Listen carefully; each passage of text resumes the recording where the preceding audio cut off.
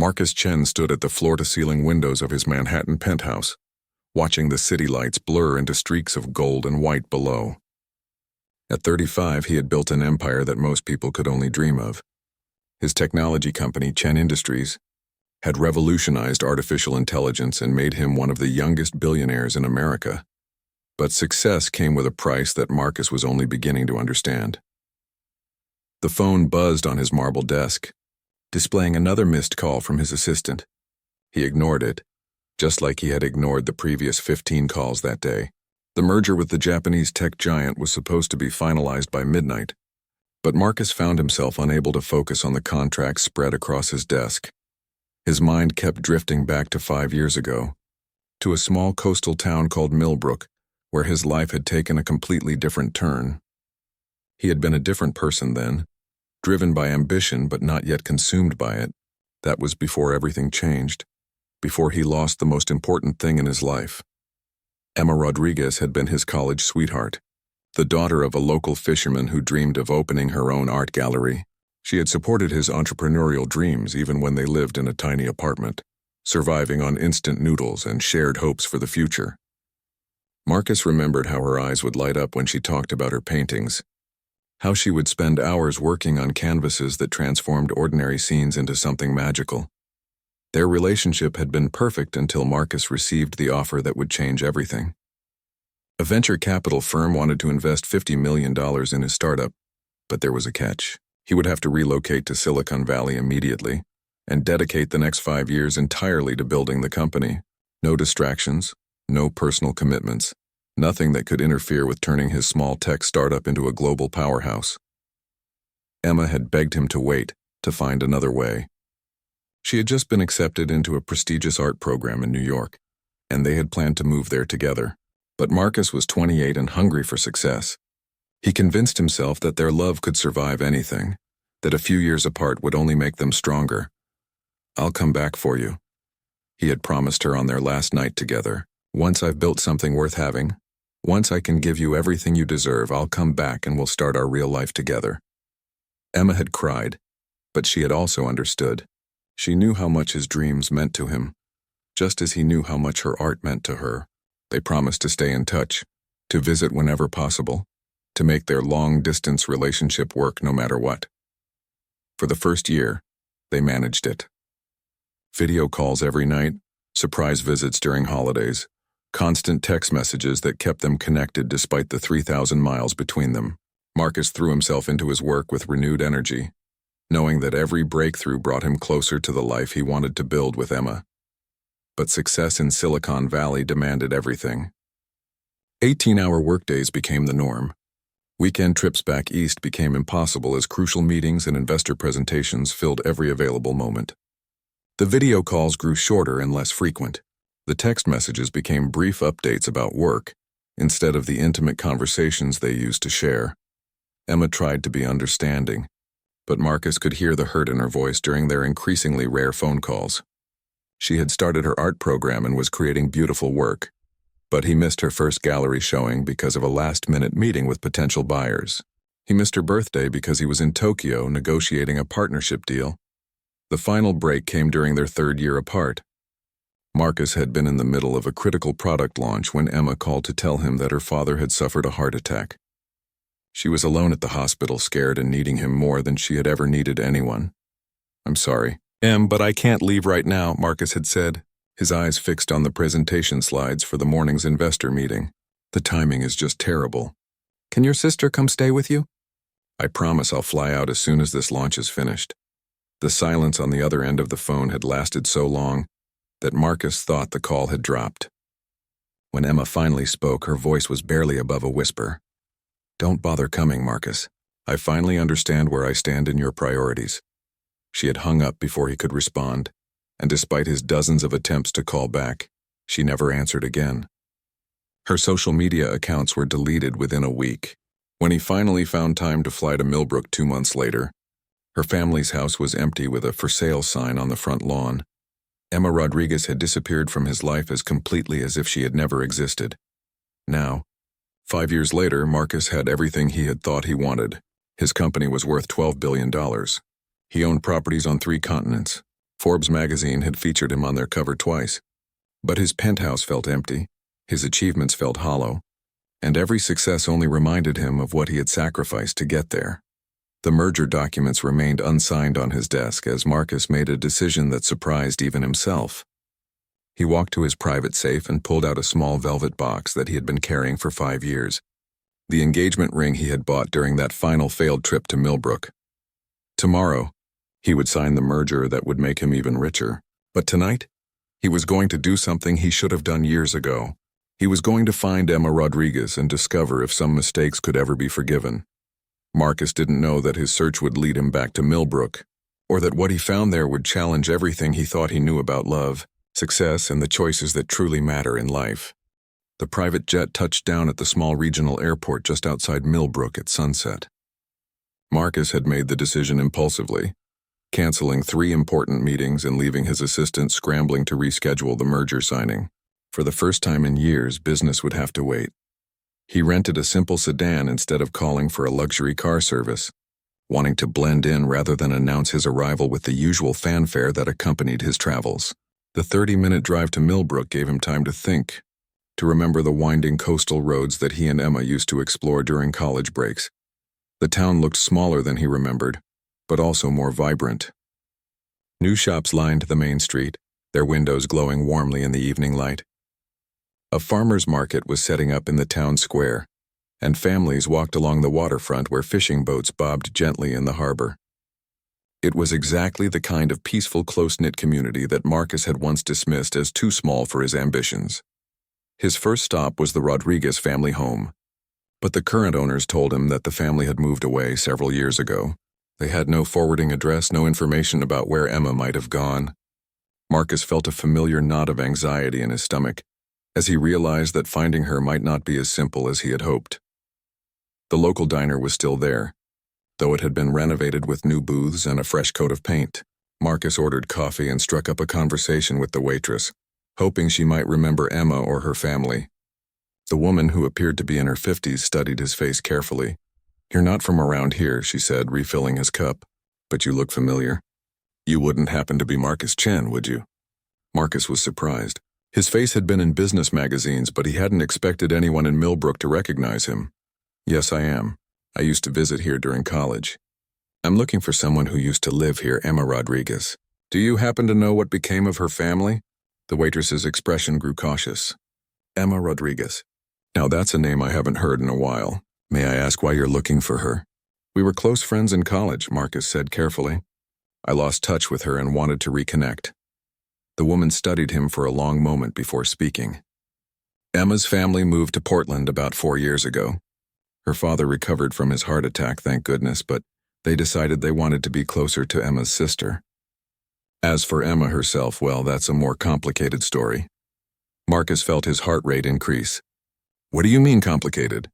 "She came back to Millbrook about 3 years ago. Bought the old lighthouse on the north end of town and converted it into an art studio and gallery. She's been living there ever since, creating the most beautiful paintings you've ever seen. The whole town is proud of her success." Marcus could hardly believe what he was hearing. Emma was here in Millbrook, just a few miles away. After all these years of wondering where she had gone, she had been living in the very place where their story had begun. "The lighthouse," he repeated, his voice barely steady. "Is she there now?"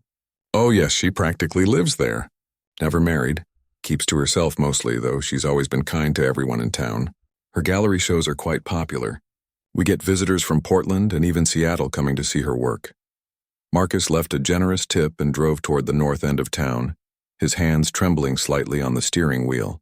The lighthouse sat on a rocky outcrop overlooking the ocean, its white tower stark against the darkening sky.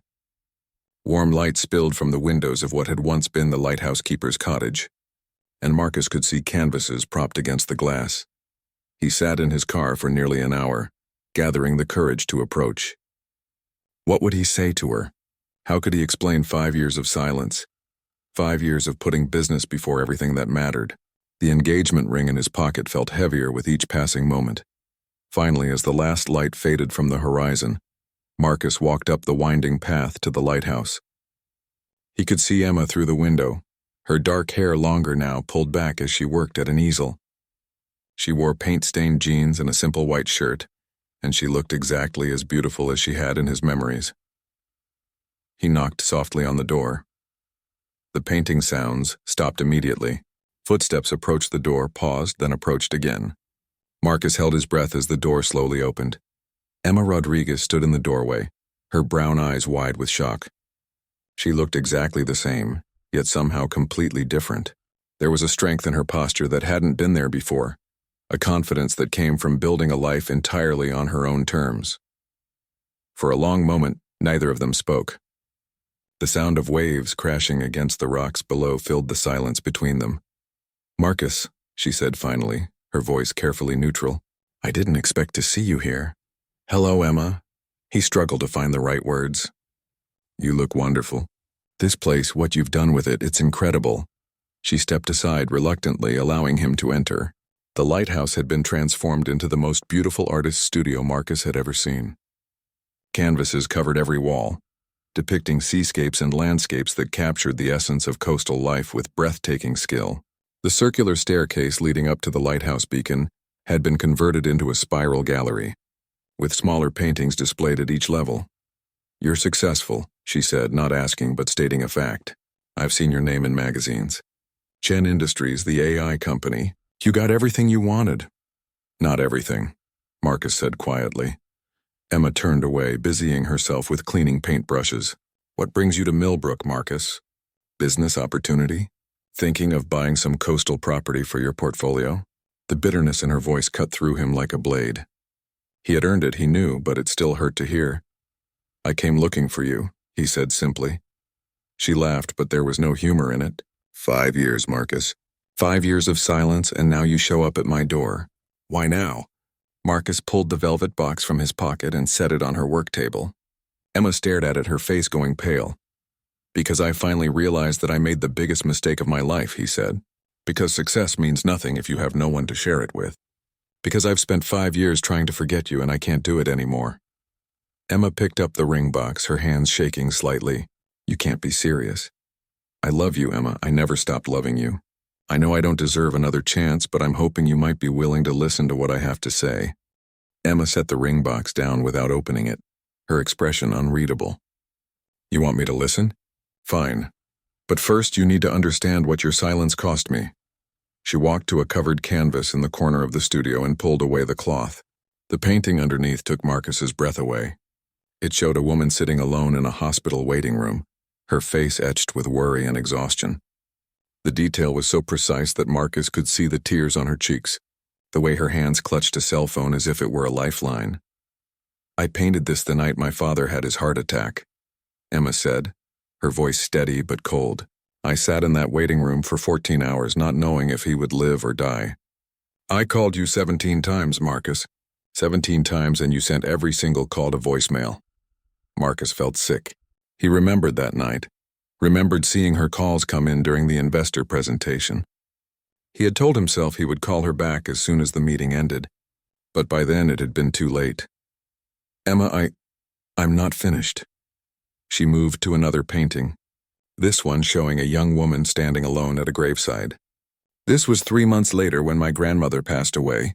She was the one who taught me to paint, who believed in my dreams when no one else did.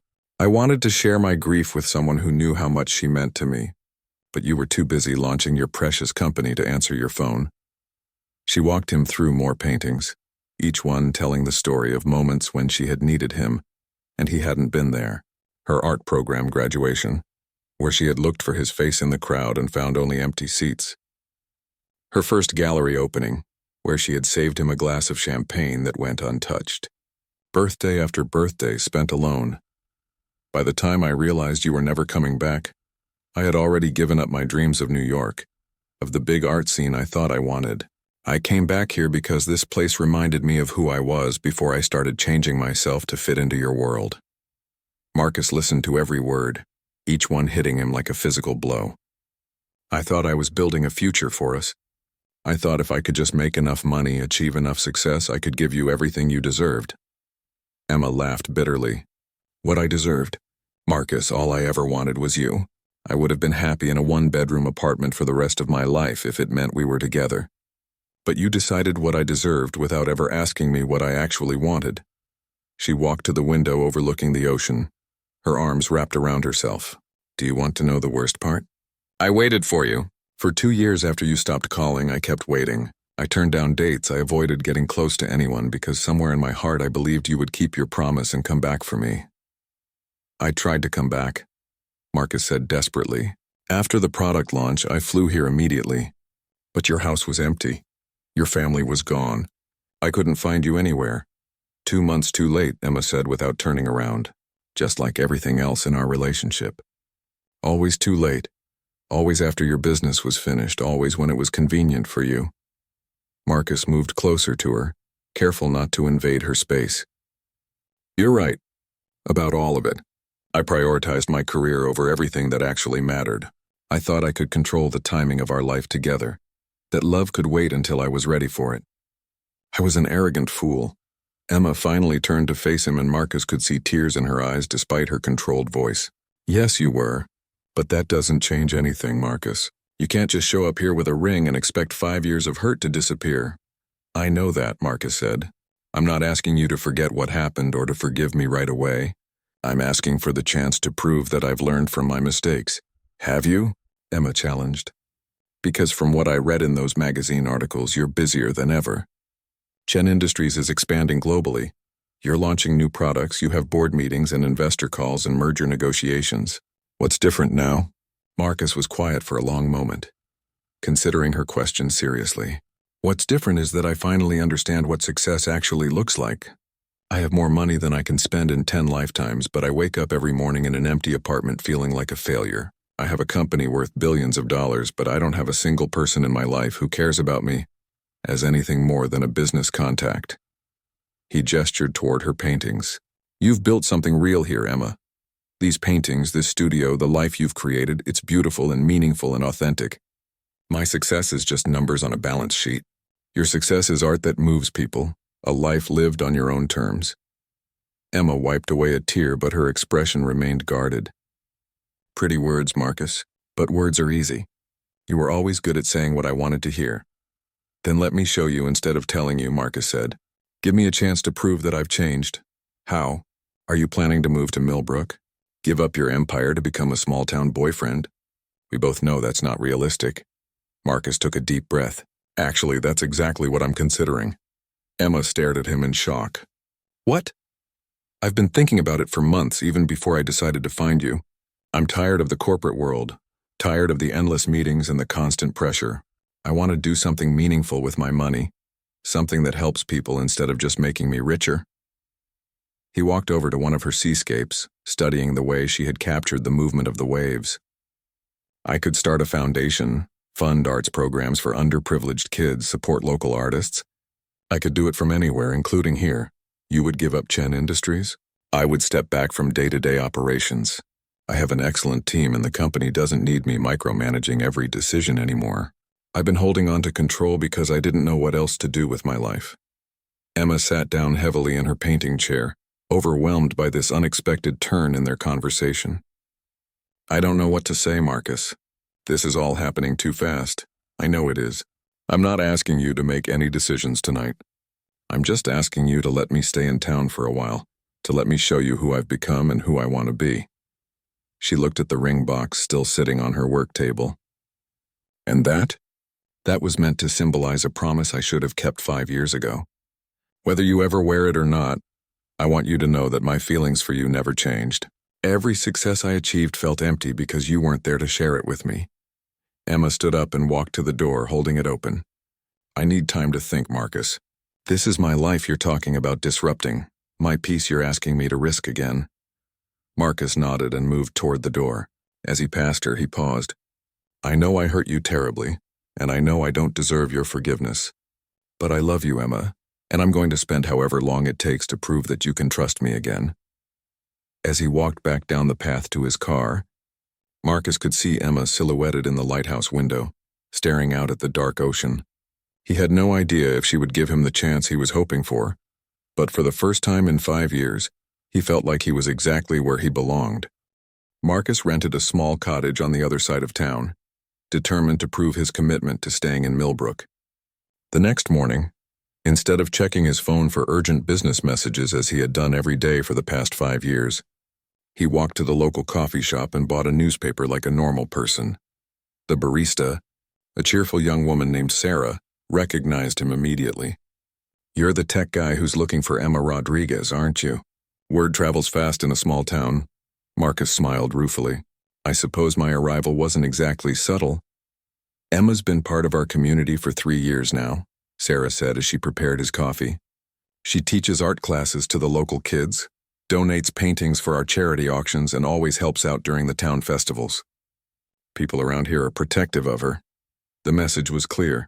Marcus was being watched, and the town would judge him based on his actions, not his bank account. Over the following weeks, Marcus began to understand what Emma had found in Millbrook. He volunteered at the community center, helped elderly residents with their grocery shopping, and even assisted with repairs at the local school. The work was simple and humble, but it gave him a sense of purpose that his corporate achievements never had. Emma kept her distance, but Marcus caught glimpses of her around town. She would nod politely when their paths crossed, but she never initiated conversation. He could see her watching him sometimes, evaluating whether his transformation was genuine or just another performance designed to get what he wanted. The real test came during the annual Millbrook Arts Festival. Emma was one of the featured artists, and her booth was surrounded by admirers of her work. Marcus stood at the edge of the crowd, watching as she explained her techniques to aspiring painters and helped children create their own small masterpieces. A well-dressed couple from Seattle approached Emma's booth, clearly wealthy art collectors. Marcus overheard them offering to buy her entire collection for an astronomical sum, enough money to set her up for life in any city she chose. "We have connections with galleries in Paris and New York," the woman said. "Your work deserves to be seen by a much larger audience than this small town can provide." Marcus held his breath, wondering if Emma would take the offer. It was everything she had once dreamed of, the international recognition that had seemed so important when they were young. Emma listened politely, then shook her head with a gracious smile. "Thank you for the generous offer, but my work is rooted in this place and this community. I'm not interested in leaving Millbrook." The couple left, clearly disappointed, and Marcus felt a surge of pride at Emma's response. She had chosen authenticity over ambition, community over fame. She had learned the lesson that had taken him 5 years to understand. Later that evening, after the festival crowds had dispersed, Marcus found Emma sitting alone on the beach near the lighthouse. She didn't object when he sat down beside her, maintaining a respectful distance between them. "I heard about the offer from those collectors," Marcus said. "That was a lot of money to turn down." Emma picked up a handful of sand and let it run through her fingers. "A few years ago, I might have taken it.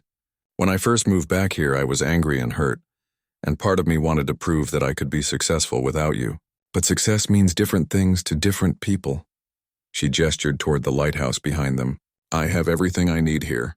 A home that inspires me, work that fulfills me, a community that accepts me for who I am. Why would I trade that for money and prestige?" Marcus nodded, understanding her point completely. "I spent so many years chasing external validation that I forgot to ask myself what actually made me happy. And what makes you happy now?" Emma asked, looking at him directly for the first time since he'd arrived in town. Marcus considered the question carefully. "These past few weeks in Millbrook have been the happiest I've been in years. Not because of any business deal or financial success, but because I've been living like a human being instead of a machine designed to generate profit." He picked up his own handful of sand, mirroring her gesture. "I've been thinking about your paintings, about how they capture moments and emotions that can't be quantified or measured. That's what I want my life to be like. Meaningful moments instead of endless transactions." Emma was quiet for a long time, watching the waves roll in under the starlit sky. "Marcus, can I ask you something?" "Anything." "If I hadn't been here, if you had come to Millbrook and found out I was living somewhere else, happily married with children, what would you have done?" The question caught him off guard. I honestly don't know. I suppose I would have been heartbroken, but I would have wanted you to be happy. Would you have stayed in Millbrook anyway? Would you have discovered this new version of yourself without me as motivation?" Marcus realized what she was really asking. Was his transformation genuine, or was it just another strategy to win her back? I don't know, he admitted. Maybe not immediately. But Emma, these feelings I'm having, this sense of peace and purpose I've found here, it's not dependent on whether you take me back or not. I've discovered something about myself that I can't unknow. She studied his face in the moonlight, searching for signs of deception. You really have changed, haven't you? I think so. I hope so. He paused, then added, but I understand if you don't want to take the risk of finding out. I hurt you badly, and trust isn't something that can be rebuilt overnight. Emma stood up and brushed the sand from her jeans. Walk me home? They strolled back toward the lighthouse in comfortable silence, the sound of their footsteps mixing with the rhythm of the waves. At her door, Emma turned to face him. I've been thinking about what you said that first night about proving you've changed. Maybe it's time I gave you that chance. Marcus felt his heart skip a beat. What do you mean? There's a children's art camp next month that I help coordinate. We need volunteers, and it's a lot of hard work for very little recognition. No photo opportunities, no tax write-offs, just showing up every day to help kids discover their creativity. She smiled slightly. Think the great Marcus Chen could handle finger paints and glue sticks? Marcus laughed, feeling lighter than he had in years. I think I'd like nothing more than to find out. As he walked back to his cottage that night, Marcus pulled out his phone and did something that would have been unthinkable just a month earlier. He typed a message to his assistant. Cancel all meetings for the next month. I'm exactly where I need to be. For the first time since he'd started his company, work could wait. Emma had offered him a chance to prove himself, and he wasn't going to waste it. The children's art camp proved to be both the most challenging and rewarding experience of Marcus's adult life. 23 kids between the ages of 6 and 12 arrived each morning with boundless energy and zero interest in his business achievements. To them, he was simply Mr. Marcus, the volunteer who helped mix paints and cleaned brushes. Emma watched him carefully during those first few days, clearly testing his commitment and patience. When 8-year-old Tommy accidentally spilled an entire jar of purple paint on Marcus's expensive shoes, she waited to see how he would react. Marcus looked down at his ruined footwear and started laughing. Well, Tommy, I think you just created a new fashion trend. Purple shoes might be the next big thing. Tommy giggled and hugged Marcus's legs, getting even more paint on his clothes. Emma smiled for the first time since Marcus had returned to town. As the days passed, Marcus found himself genuinely enjoying the chaos and creativity of working with children. He learned their names, their favorite colors, and their dreams for the future. 10-year-old Maria wanted to paint murals on buildings around town. 7-year-old Jake was convinced he could paint the ocean so realistically that fish would try to swim out of the canvas. You're good with them, Emma observed during their lunch break one day. They were sitting outside the community center, watching the kids play in the nearby playground. They don't care about my portfolio or my stock options, Marcus replied. It's refreshing to be valued for something other than my net worth. Emma handed him a sandwich she had made that morning, a small gesture that felt monumentally significant. Is this really what you want, Marcus? This quiet, simple life? Because in a few weeks, you'll have to go back to your company, your board meetings, your important decisions that affect thousands of employees. Marcus had been dreading this conversation, but he knew it had to happen. I've been thinking about that.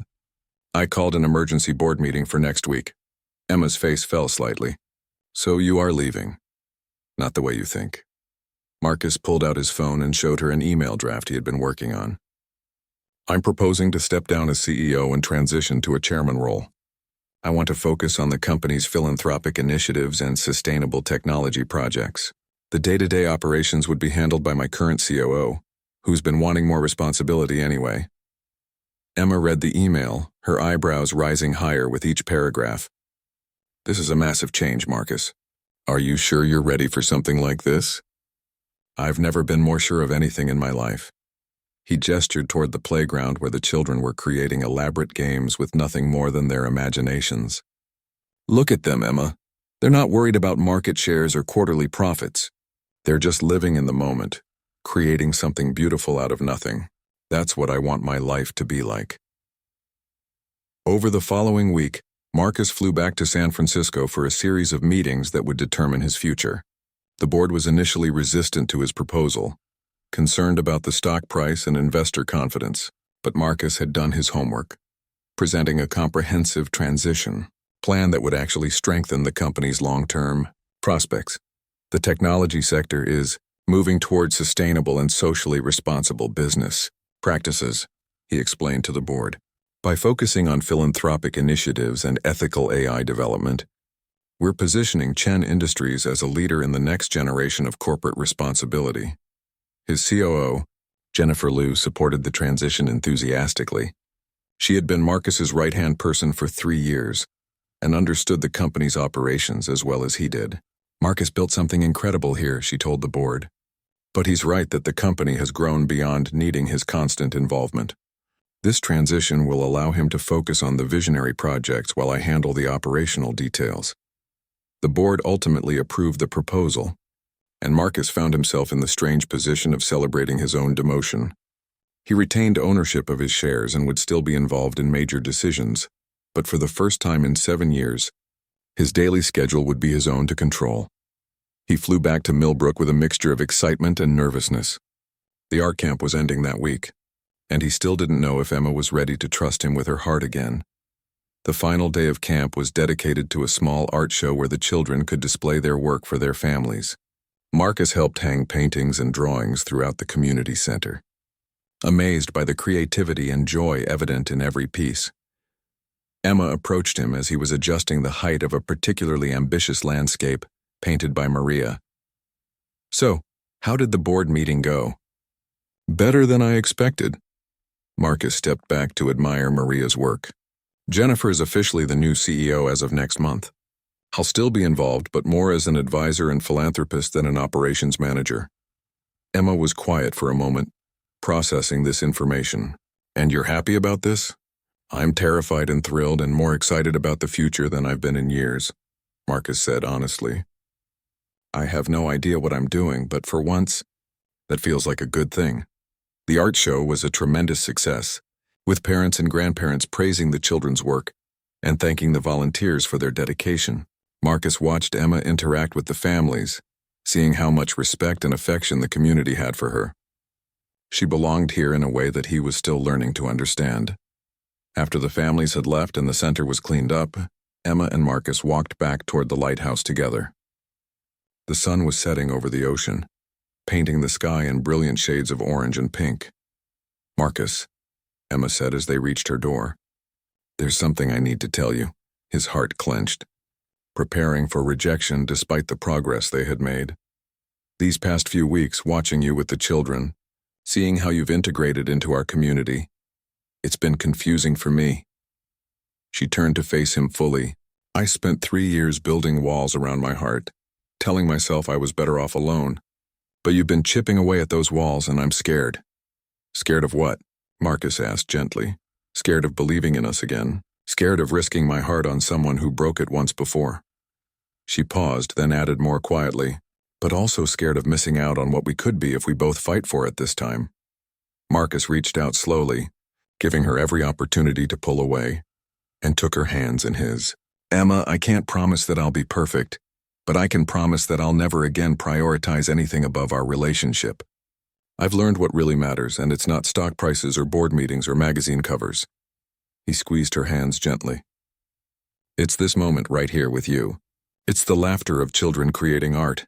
It's the satisfaction of helping someone without expecting anything in return. It's building a life that has meaning beyond material success." Emma looked into his eyes, searching for any trace of the ambitious, work-obsessed man who had broken her heart 5 years ago. What she saw instead was someone who had been fundamentally changed by loss and loneliness, someone who had finally learned to value love over achievement. "If we do this," she said carefully, "it has to be different this time. No grand gestures, no expensive gifts, no trying to impress me with your wealth. I need to know that you want to be with me, not with some idealized version of what you think I should be. I want to be with the woman who turned down a fortune to stay in a small town because she valued community over fame," Marcus said. "I want to be with the artist who teaches children that creativity is more important than perfection. I want to be with you, Emma, exactly as you are."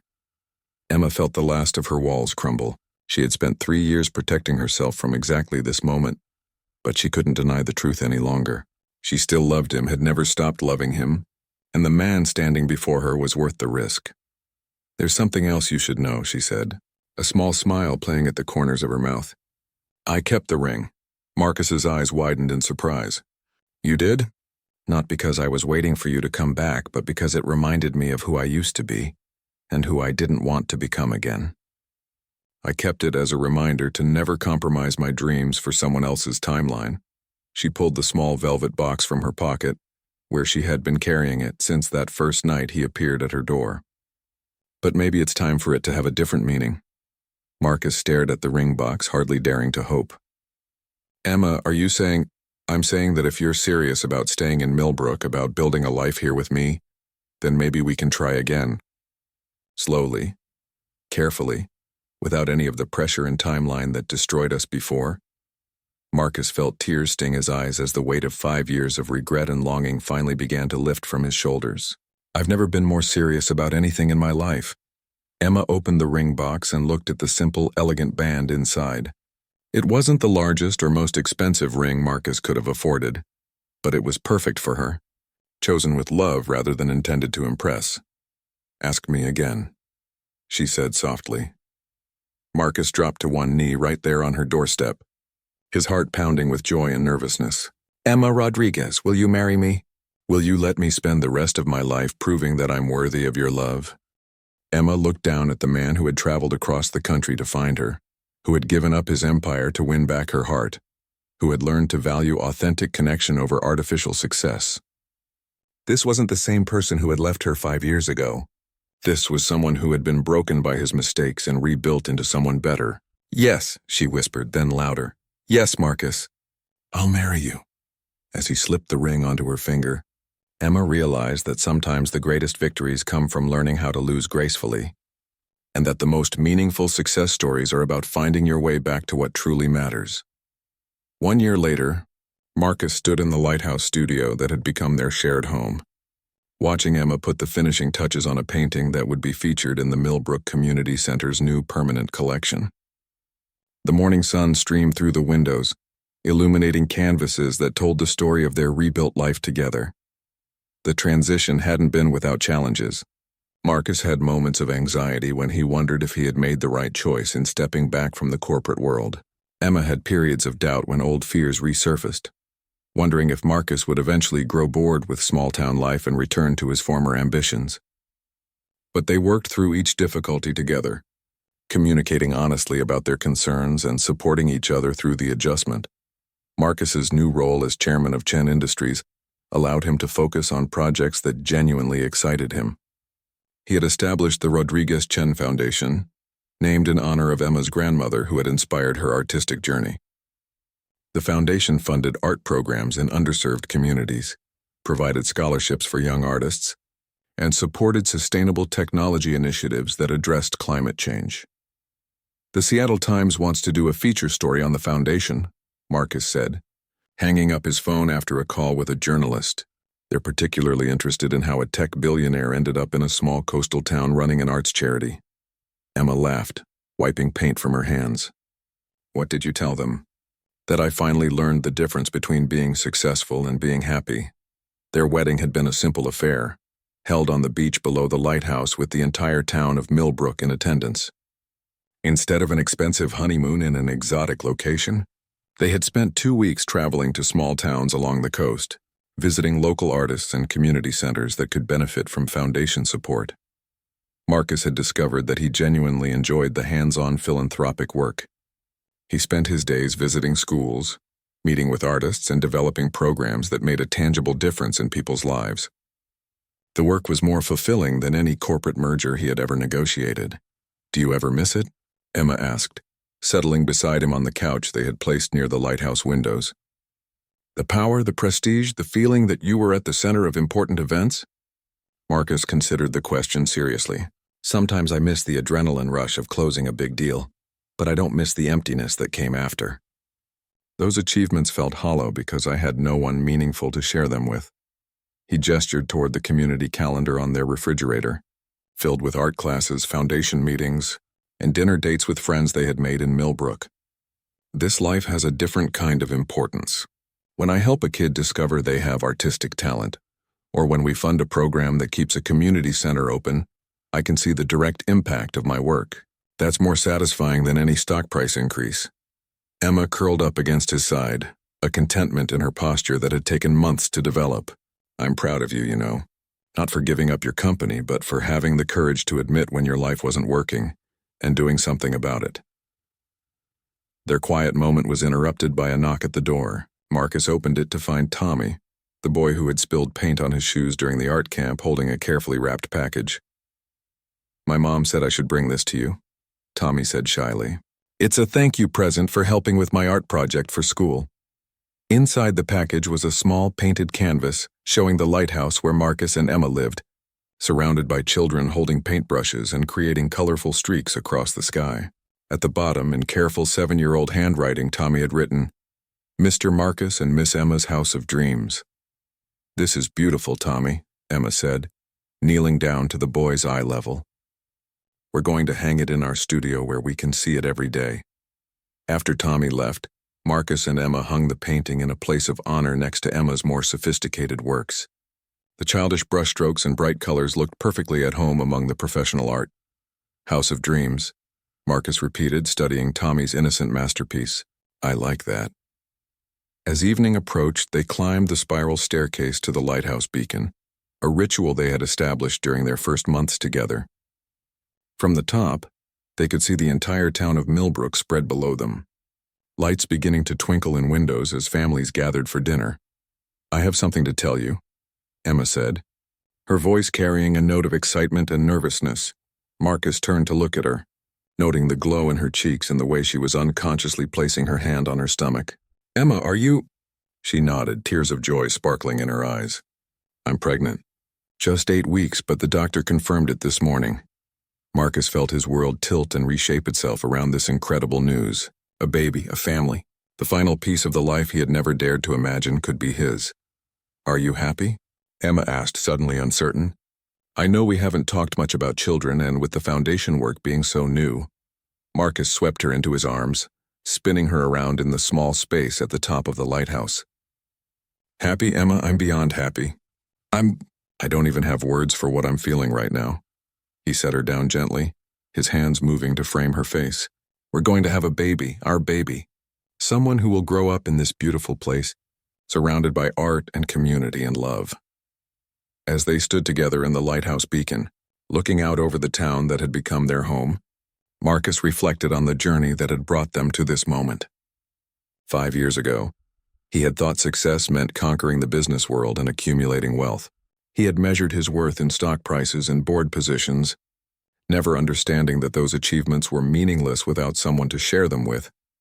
Now he understood that true success was much simpler and infinitely more valuable. It was the sound of Emma's laughter when he made a terrible joke. It was the trust in a child's eyes when he helped them create their first painting. It was the knowledge that the work he did made the world a little bit better. One small community at a time. "I love you," he whispered against Emma's hair as the lighthouse beam began to sweep across the darkening ocean.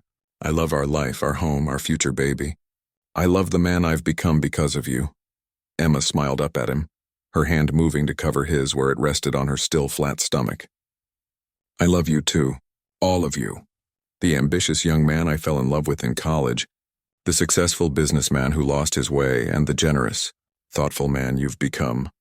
The lighthouse beam continued its eternal rotation, a beacon of hope and guidance for ships navigating the darkness.